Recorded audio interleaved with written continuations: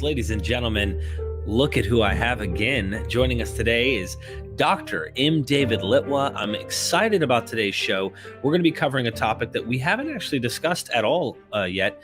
And I just want to give you guys a little bit of background of his expertise. It's in Greco-Roman religions, Philonic studies, Gospels and Pauline literature, heresiology, Gnostic and Nag Hammadi studies, ancient philosophy, ancient mythology, deification, theosis, ancient esoteric movements, in particular Greek mystery cults, ruler worship. And he is a scholar of ancient Mediterranean religions with a focus on the New Testament and early Christianity. Dr. Litwa, welcome to Myth Vision. Hey, great to be back, Derek. Thanks so much. Good to see you. Thank you. I want everyone to know they can go right now and check out your books down in the description. Becoming Divine, an introduction to deification in Western culture. We're going to find out more about what that is all about. Also, Desiring Divinity, self-deification in early Jewish and Christian myth making. I mean, I can't recommend these books enough. I highly recommend them. This is serious scholarship. Also, the book, The Evil Creator, which I've been reading today. It is... I can't even begin. You're going to see that at some point in the next video. We're going to be discussing this a little bit further in depth. All right, Dr. Litwa, what are we going to be talking about today? And have I missed anything in the introduction? No, I really appreciate it. I'm going to go ahead and share my screen. So today I'll be talking about two books, one being Becoming Divine, the one on your screen here, and the other being Desiring Divinity. And these are the two books that introduce the concept of deification, which means most simply becoming a god or a divine being, or transforming from a human to a divine being.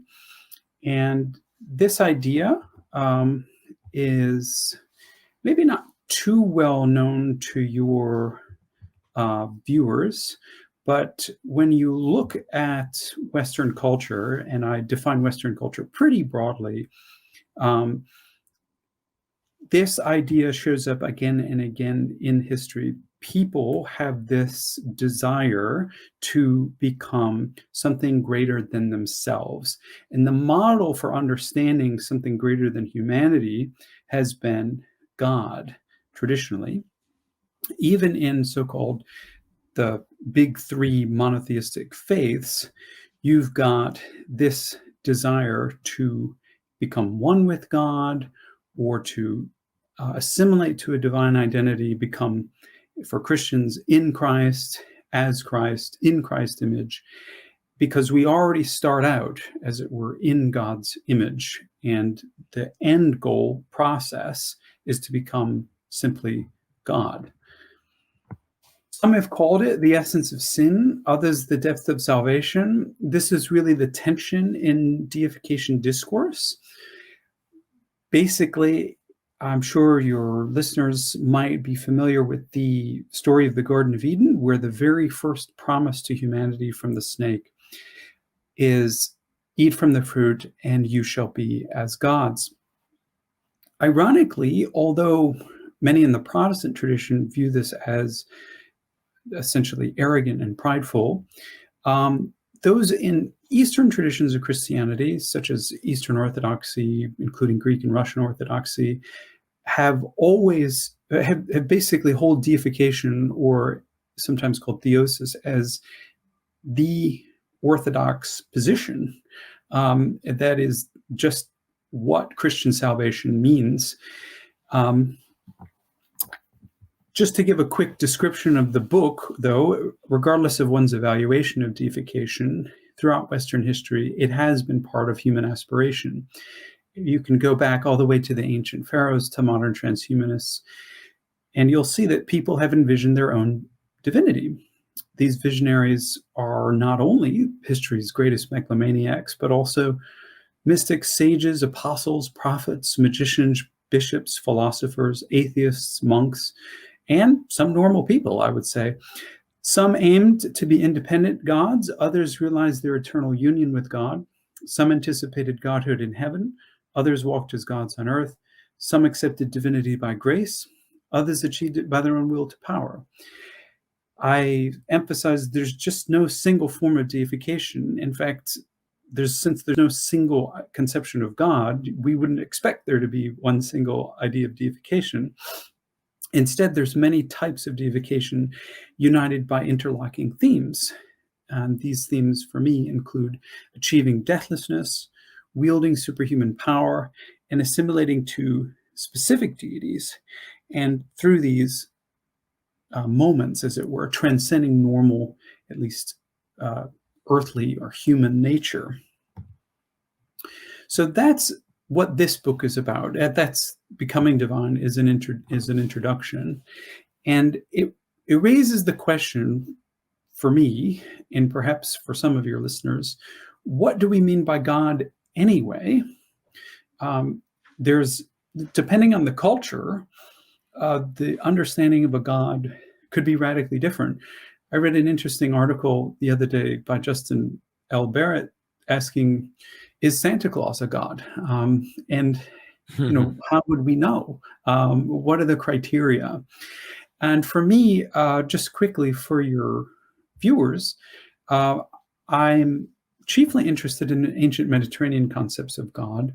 And I think that although the definitions are complex, we can narrow it down to more or less two basic traits, and then a third element.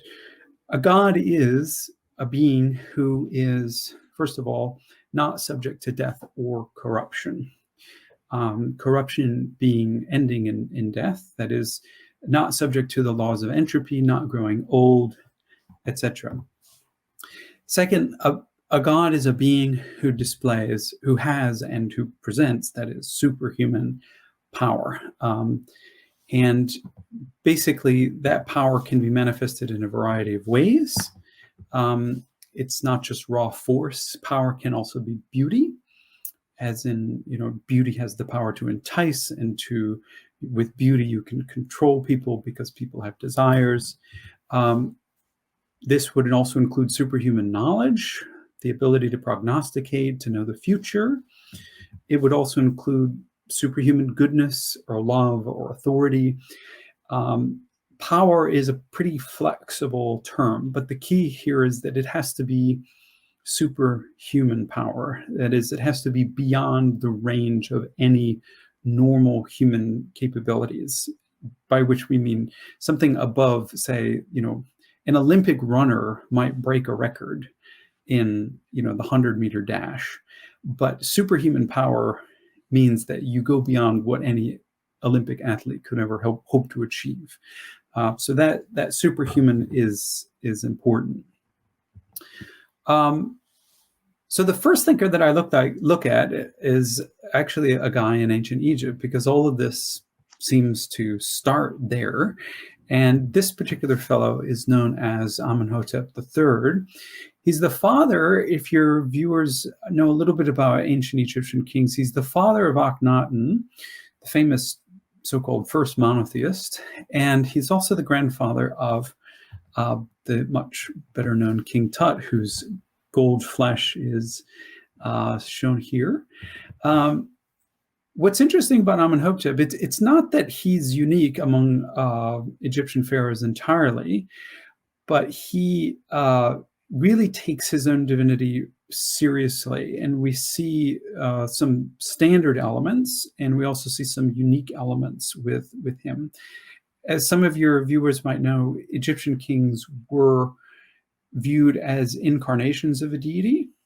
In Amenhotep's case, there was a backstory invented that a god impregnated his mother, a woman by the name of Mutemwiya, and she was said to basically interact by contact with a divine power, giving birth to Amenhotep III. But normally, those kinds of backstories aren't needed. Normally, the Egyptian king or pharaoh is at his coronation united with a divine power called the Ka. And this power or energy, divine energy, is renewed at festivals. The annual festival that I study is called the Apet Festival. But in the unique case of Amenhotep, he actually makes permanent the divine energies after 30 years in what's called the Sed Festival. So it's as if the king's power or energy wanes over time, and it is periodically renewed. In Amenhotep's case, it becomes permanent. Now, this divine element, the Ka, is eternal. You can think of it as the divine double of the king. It is united with the king. And when the king's body dies, this Ka, his Ka, basically his inner self, then unites with the sun god. And so Amenhotep is still very much alive today. If you're totally buying into Egyptian theology, he never died. And that is the immortal element. So you might, go check out a mummy of a pharaoh. That's not the actual pharaoh. The actual pharaoh is somewhere in the sky, somewhere united with the sun. Now, this idea of divine assimilation is picked up by the Greeks. One of my favorite coins here is Alexander the Great, with the horns, as you can see, of the god Amon, who is actually an Egyptian deity. But he's identified with Zeus. When we get to the age of Jesus, we see that Roman emperors, right around the time of Jesus, inherited what was thought to be a kind of superhuman power, because it was literally a worldwide power that had never been seen before. They literally ruled the known world. And emperors had what was called a divine self, somewhat similar to the Ka, but called the Genius. And this is viewed as an eternal divine being. And this is the being that is worshipped at Roman altars, even while the emperor is alive. It is the divine double of the emperor. The emperor is divine by virtue of being somehow united to his Genius. The rulers associate themselves, interestingly, to specific deities based on dominant traits. So a very famous marble sculpture here of the Emperor Commodus, who has assimilated to a very specific god, who is Heracles or Hercules, with his club and his lion skin armor, and holding in his hands, incidentally, are apples, which are from the Hesperides and signify life. And so you have those three elements, again, the power, the you have the power, you have the immortality. These Roman emperors, when they die, or when they died, the good ones at least, had an elaborate funeral ceremony where their inner self was released quite literally as an eagle. They built a huge pyre that is essentially a 3-story, kind of almost like a cake, a wedding cake, sort of a pyre, but made of wood, obviously, filled with perfumes, and the wax body of the emperor melted on top of this pyre. And after the wax body melted, an eagle from behind the pyre was released, signifying the release of the emperor's soul into heaven. So they very much thought that these beings were deathless and immortal. And they also had this fascination with assimilating them to particular divine beings. Now, Wow. what I do, by the way, I should say, you can stop me at any time. No, I there's so many questions I don't even want to. I just think it's better that the professional takes us through what's going on. Okay. Well, basically, the overarching narrative arc of the book is that this deification, which is first established for rulers, becomes democratized, that is, made available for also other people. There's a famous saying of Nietzsche, which I quote in the book. And Nietzsche was very frustrated that deification started becoming available for other people, and particularly resentful that a Jewish peasant from Nazareth could also get the benefits of deification. Nietzsche complained that now deification is basically for every Peter and Paul, as we might say, for every Tom, Dick, or Harry, and he was not very happy about that. One of the persons who made that possible was none other than Paul of Tarsus, and he is also gets a chapter in this book. As some of your viewers will know, Paul has this concept of a divine spirit, in Greek, a pneuma, which unites with the believers in baptism. This is a divine and immortal element that is basically absorbed into the believer and immortalizes the believer from within. He says that believers in Jesus will rise in deathless bodies, what he actually calls soma pneumatica or somata pneumatica. And these bodies are basically spirit bodies that don't die. We don't know exactly what they look like, but they're not normal human flesh, because flesh and blood, as he says, don't inherit the kingdom of God. Humans also, according to Paul, inherit superhuman power to judge angels and to rule the world. This is what he says anyway to the Corinthians in 1 Corinthians 6:2. Won't we judge angels? And also he says in 1 Corinthians 3:21, we all things are yours, whether death or life, and so on and so forth. And this idea of cosmic ownership and cosmic rule is something that is made possible by assimilation to now a specific divine being, Jesus, or Paul preferred Christ. And this being, as your viewers will know, as Paul himself said, he received, after his resurrection, he became Son of God in Romans 1:3, and by virtue of him rising from the dead.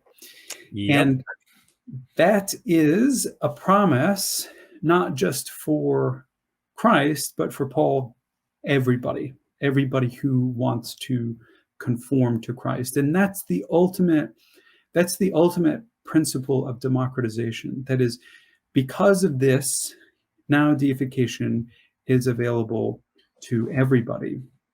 And where I make this argument at length is in a book called We Are Being Transformed. This is actually my very first book in 2012. And this is where I go in the course of 300 pages and walk you through that.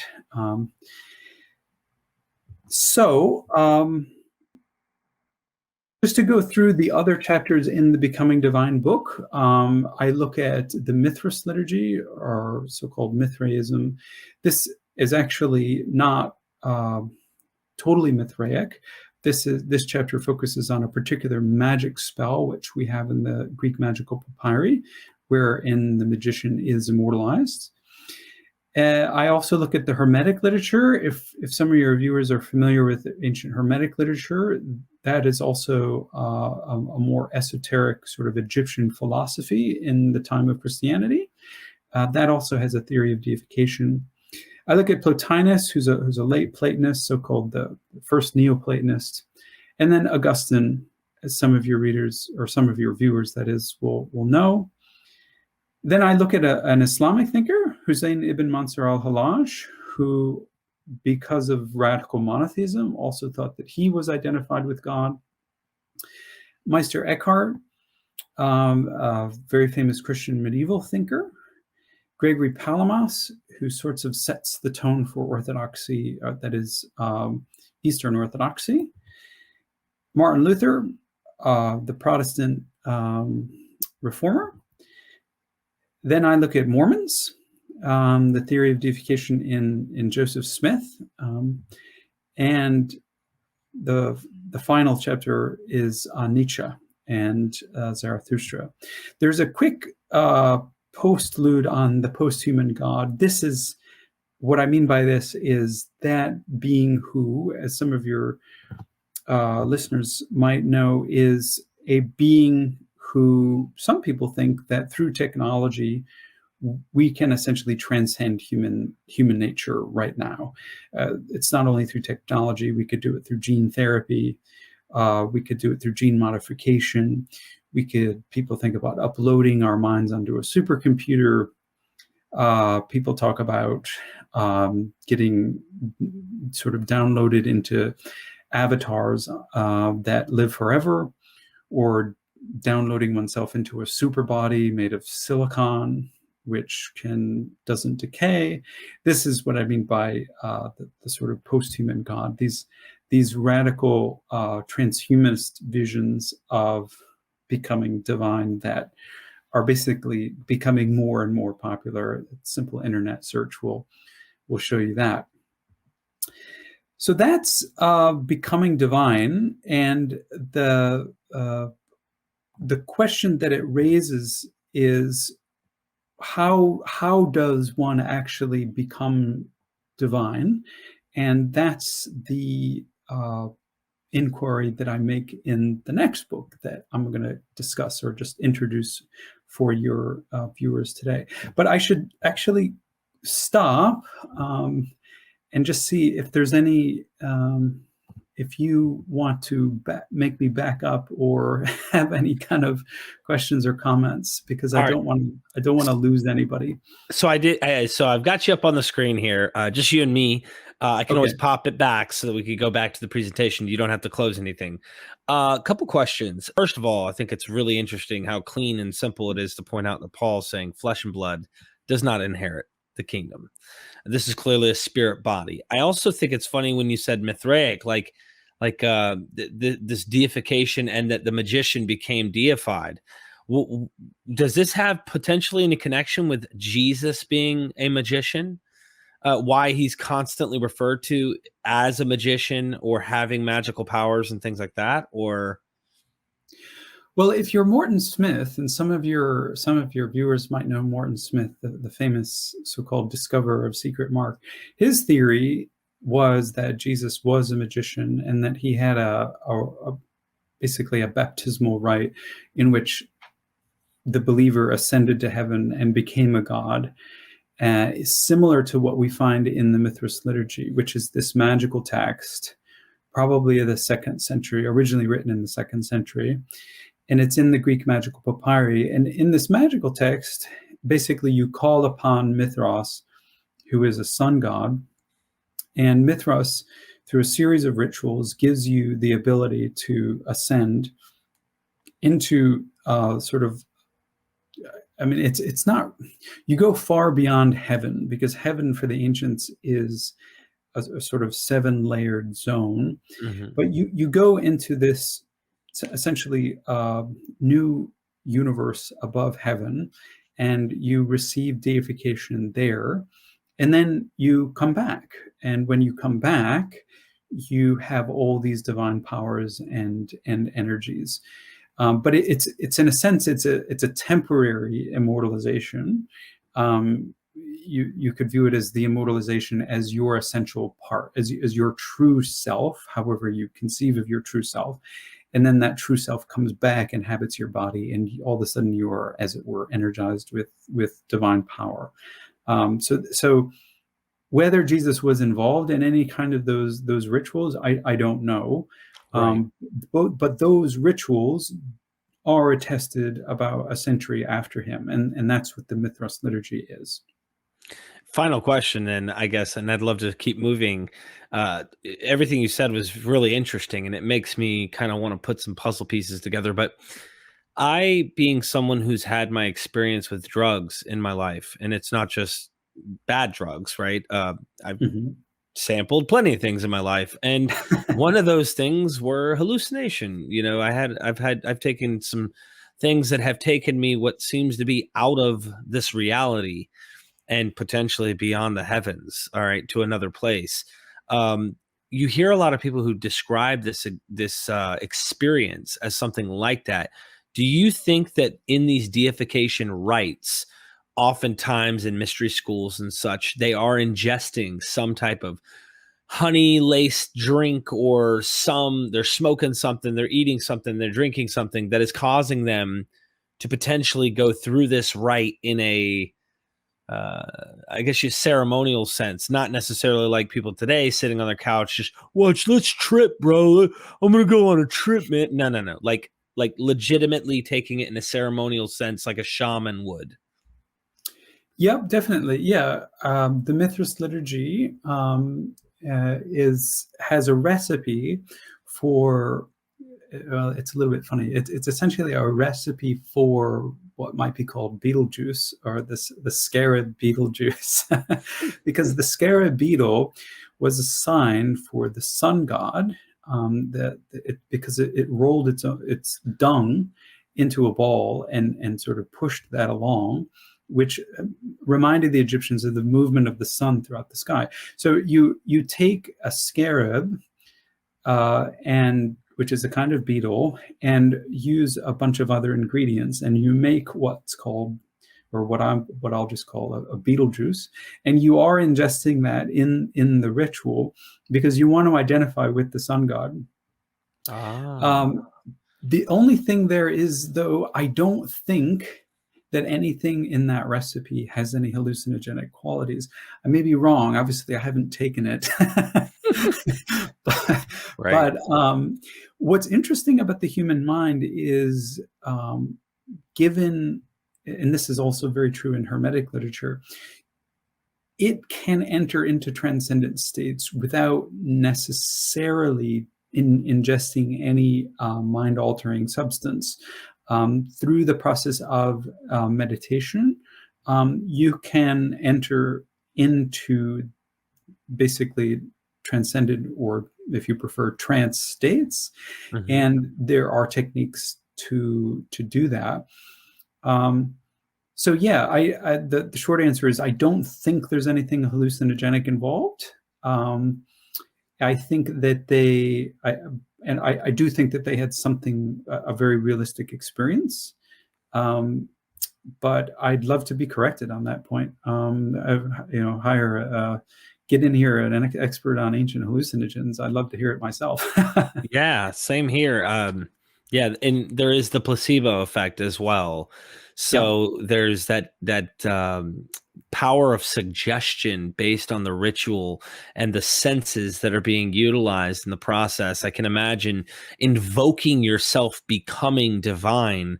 It's got to be a deep, extremely significant a mindset to even think I am going to be God. Like that's powerful to even think of, especially if you put yourself into that kind of frame of mind. So thank you so much. If you'd like to continue, I can. Sure. Okay.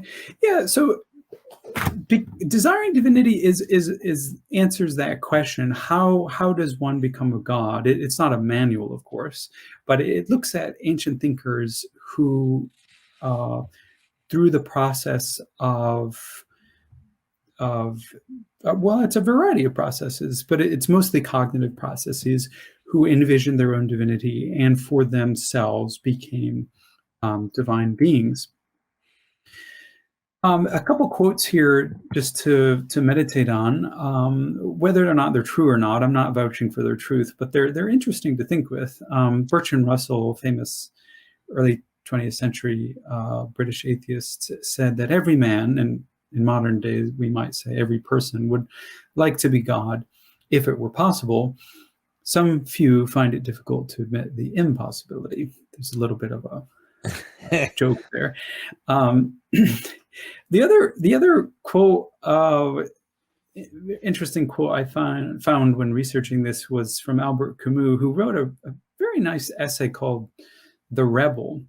And in it, he wrote, quote, it no longer suffices for the rebel to declare himself God or to look to his own salvation by adopting a certain attitude of mind. The species must be deified, as Nietzsche attempted to do, and his ideal of the Superman must be adopted so as to assure salvation for all. Unquote. Now, there's a certain danger here, of course, and there's danger throughout all of this, that people are always going to be pointing the finger and saying that this is terribly, terribly arrogant stuff and terribly dangerous.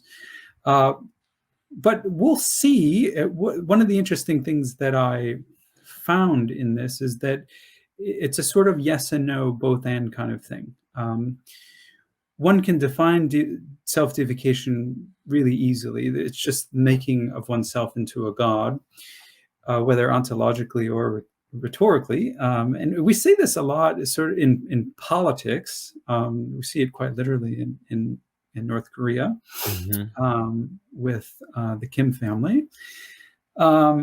Occasionally, we see it even in American politics. I remember when Obama was running, people were saying that he's as popular as a god, as it were, and as is well known, political leaders sometimes, certainly in ancient times, morphed themselves with divine images and imagery, and sometimes were viewed as literal divine beings.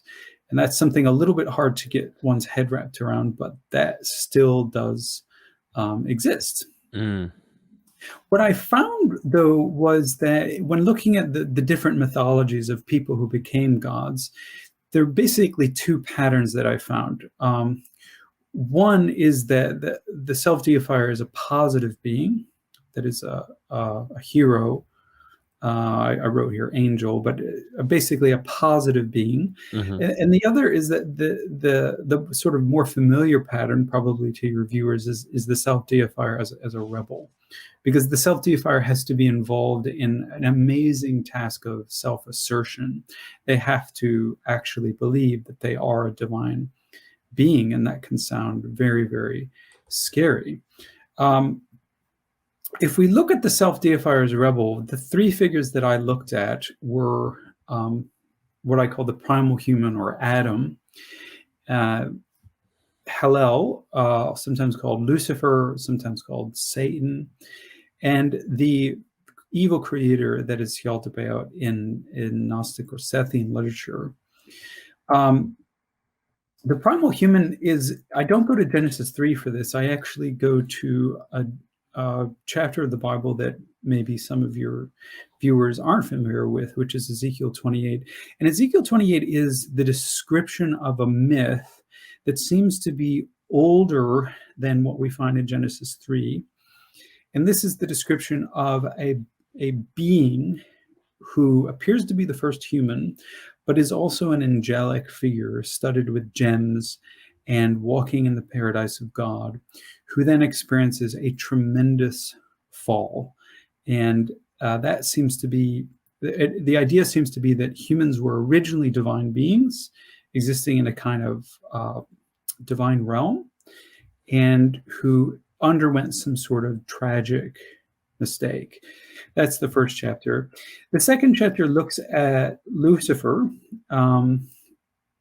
This text focusing on Isaiah 14, which is our first text actually talking about this being called the Shining One, Hallel, in Hebrew, who tries to raise his throne above the stars of God and again experiences a huge fall.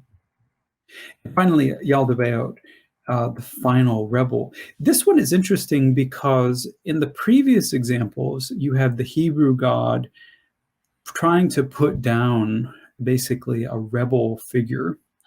But in Gnostic literature, this is inverted, so that actually the Hebrew God is himself the rebel. And he himself, the creator himself, is the evil one. And there's someone, a God above him, that he doesn't even know about. And so this is the interesting inversion where he's been, Yahweh or Yaldabaoth has been trying to keep down rebels in his mini kingdom, but he's actually part of a much, much larger universe in which he himself is a rebel against a much greater divine power. But the other pattern that I found, and this to me was the more interesting pattern, was sometimes in mythology, the self-deifier is also a hero. And the examples that I use here are the one and only Jesus, Simon of Samaria, sometimes wrongfully called Simon Magus, Allogenes, who is a figure in Gnostic literature. As is well known, extremely well known to you, Jesus does claim divinity. I think he claims divinity in all four Gospels, but the one that most people agree on is he claims divinity in the Gospel of John with his I am sayings, with his claim to be older than Abraham, with his claim to say that I and the Father are one, with his claim that if you've seen me, you've seen the Father. And so the question is, this isn't about going back to the historical Jesus and figuring out whether he actually said those things. This is about why Christians in later literature depicted Jesus as a self-deifying being. In other words, a being who claimed his own divinity and who didn't get struck down, unlike Lucifer, who got risen up after he claimed his own divinity. That's the big surprise. The other figure that I look at is Simon of Samaria, and he's another very famous early Christian self-deifier. I say he's the hero, or I should say, in very specific texts, the Acts of Peter and what are called the Pseudo-Clementines, which are early 4th century Christian novels. Simon is portrayed as leader of one of the earliest Christian groups. And interestingly enough, it's Peter, the Apostle Peter, who has to chase Simon around the Mediterranean and try to counteract his influence, which indicates to me, this isn't history, of course, but it's interesting that in the representation of the imagination, Simon is the first Christian evangelizing the world, and that Peter has to essentially nip at his heels and follow after him. And Simon has his own group, has his own form of Christianity, is very successful. He performs miracles in the Levant, that is in Palestine and in Syria, and then he goes to Rome. May I ask you something on this? This is a very interesting part. Okay, sure. So I have a dear friend, Dr. Robert M. Price, and he has this idea where he thinks that Simon of Samaria may be a pseudonym or potentially may be the Apostle Paul. There seems to be in Acts of the Apostles this Simon figure who's trying to buy the Holy Spirit. And he thinks this is a jab at Simon of Samaria, where Peter's saying, no, you're not buying the Holy Spirit. What do you think? No, and he condemns him and he's like, please, no, show mercy to me, which is clearly like showing Peter's power. But why he kind of does this connection, maybe to get your thoughts. He might be over paralleling here, but he thinks that there's something to it because Paul in his own letters says, look, we had an agreement. As long as I give them money, as long as I'm feeding the poor, as long as I'm paying them, there's a stamp on my gospel. And he thinks there's just like, it's maybe a little bit of a conspiracy theory, but that there might be this issue going on where this Simon and Paul and issue with Peter plays a role. Do you think it's possible, or like, is there anything to this in your head? Well, I think that in terms of the historical imagination, the Christian imagination, Christian construction of Simon of Samaria was also influenced by the portrait of Paul in Acts. But I think ultimately Paul and Simon of Samaria are two different historical figures who lived in the 1st century. What's interesting about both is that, yes, they both seem to have come into conflict with Peter, or at least they are represented as doing that. Paul's famous spat with Peter, he says, took place in Antioch, and he talks about it in Galatians 2. And later, of course, when Acts finally gets written, I think around 140-ish in the 2nd century, Simon also is portrayed as having a spat with Peter. And what's more interesting to me is what the author of Acts admits about Simon. He admits that Simon is a baptized Christian. And this is important because other Christians tried to de-Christianize Simon and say, oh, well, he's not even a Christian, he's a heretic. Wrong. He was a baptized Christian. When he's rebuked by Peter, which when you read it, and I encourage all your viewers to read Acts chapter 8, Peter just seems like he's a little bit oversensitive. All that Simon asked was to be able to transmit the Spirit by means of human touch. And Peter just goes way overboard and calls him a bunch of names. And instead of stomping off and, swearing at him, Simon, as you know, very obsequiously repents. So there's no question of Simon's Christian identity. And I think that identity is different enough from Paul. It's interesting when you read the Acts of Peter, Paul is also a character in the Acts of Peter. Paul shows up first going to Rome, then he ends up going to Spain, and then Simon comes right after Paul, and then finally Peter comes and tries to counteract Simon. So they're viewed as different characters in early Christian literature. I think what Robert Price is sort of leaning on is mostly the Pseudo-Clementine literature, because there was a very famous hypothesis about the Pseudo-Clementine literature that Simon was a stand-in for Paul. And I do agree that in terms of how Simon is envisioned, in terms of the historical imagination, you have to remember that the Pseudo-Clementines are 4th century, that is 300 years after Simon. So it's essentially like the fiction has gotten a bit wacky at this point. But they have envisioned Simon sometimes saying things that Paul might say. So that's true. This law-free gospel business, that sounds like Paul. But basically, in the early Christian imagination, Simon and Peter were also viewed as entirely distinct characters. So I wouldn't vouch for any kind of conspiracy in the literature.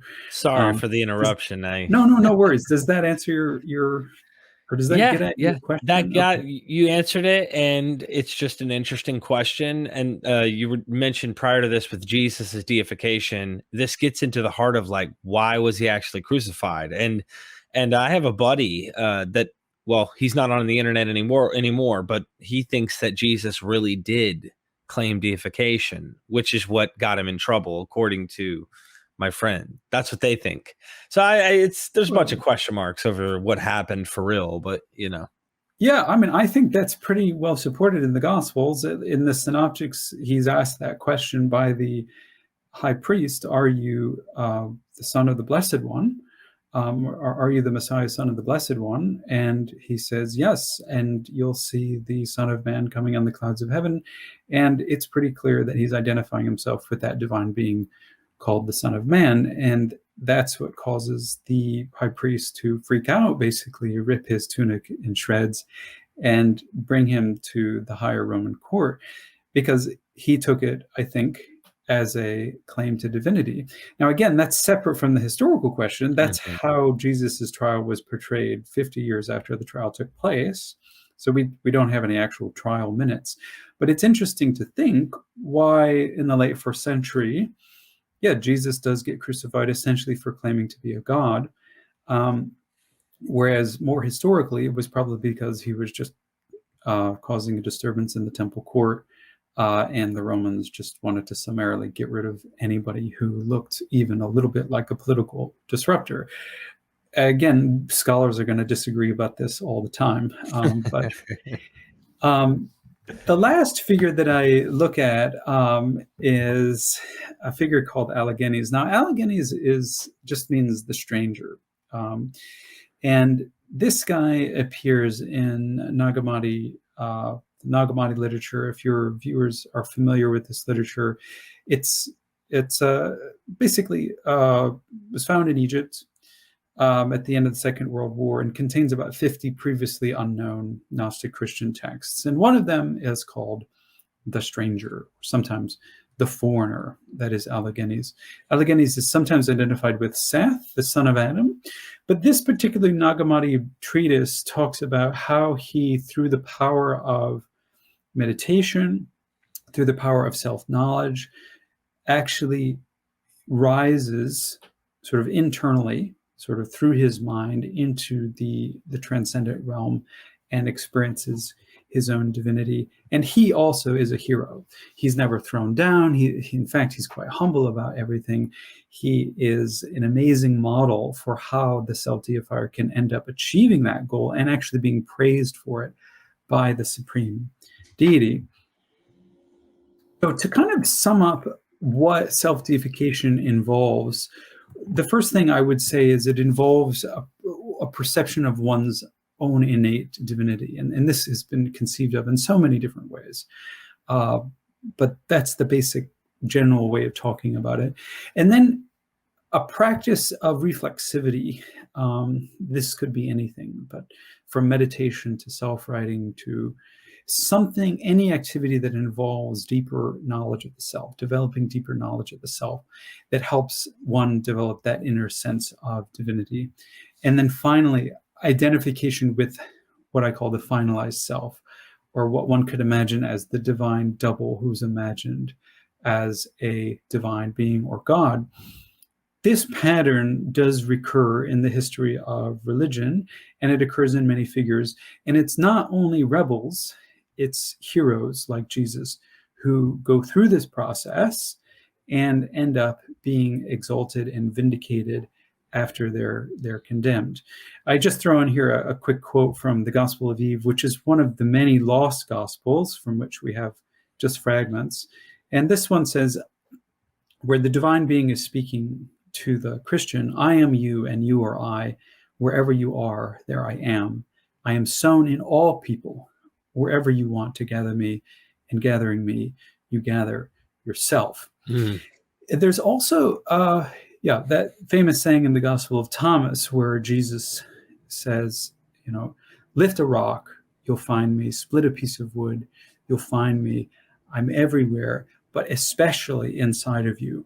And this idea is really the sort of the seed of self-deification.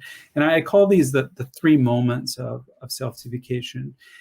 What it shows, I think, is that this is entirely a Christian idea. So very far from these people who want to immediately condemn deification as the essence of sin. When you look back into the tradition, when you look back into the mythology, the interesting thing is this is part of earliest Christian discourse. And if you switch over to Eastern Orthodox tradition, this is still mainstream early Christian discourse. It might be condemned as heretical. It might have been condemned as heretical in the West, but in other traditions, it became the orthodoxy. And so that's the end of the show. It's just really quite simple. Basically, that's a brief introduction to those two books, which I hope your viewers, maybe if they have the time or energy, have had the chance to check out. Absolutely. I really enjoyed that. One of the things, I guess I'm going to just give you my own little personal of, I was a Christian. I was a hardcore fundamentalist. And over the years, you start finding out about mythology. You start finding out about errors, human error that finds its way within the manuscript traditions. You start finding out a lot more things than you once knew. And I was dying. I was dying of heroin addiction. I couldn't help but continue to inject heroin. I was stuck. And I remember I was literally like telling myself, I'm going to die. Like I started hearing it from people. I started waking up, realizing this is it. My mortality. I'm done. And I remember being absolutely hopeless. And in that moment, like, sure, I said a prayer. I mean, who wouldn't? Foxhole prayer type thing. But it was this gradual process that started to happen when I started to realize that it was me all along. So it kind of, for me, okay, someone watching this might be a theist and might have some other conclusion ontologically, but it was the people, the support that I had, and the willingness that I had to actually change that really did it for me. And I remember it was like I saw that 2 footprints in the stand thing with Jesus, and it's like I carried you. And I remember hearing that and then thinking to myself, no, the reason you saw a set of footprints is because it was you the whole time walking. You just had your friend with you. You thought this being God was with you, but really the whole time it was you. And so I feel like in a sense, it's kind of funny as an atheist. I'm technically what you would call a materialist. That doesn't mean I don't experience. That doesn't mean I don't profoundly experience just like everyone else. And I feel and I love myth and I love this. And I think to myself, I had a sense of self-deification from death. And I said, you can do it. And I helped other people do it too. And like I feel like I've created this little like I've mythologized just a human thing I think we all experience in my own way. To me, I didn't need a name to it, though. It just was my own personal experience that I had escaping a serious traumatic situation. So I just wanted to couple it in on. I know it wasn't, And it depends on how you want to interpret it, Derek, because one of the ways you could interpret it is that the reason you overcame that lethal exercise, that utter hopelessness that you experienced, was because you have that higher self within you that refused to be dominated by drugs or dismal thoughts or whatever it may be, and you triumphed. And that divine spark, so to speak, that inner self, is that divine element of you. Again, if it really, and the goal of life is sort of to develop that particular element, right? And that's what deification is. It has nothing to do with being arrogant. Again, deification, especially self-deification, is associated with these political rulers, but it really has nothing to do with narcissism. It has nothing to do with pride. It's a very humble realization that is your own inner divinity, and that is that's something to take with you if you think that it's there. If you think that we're just flesh and bone, that's fine too.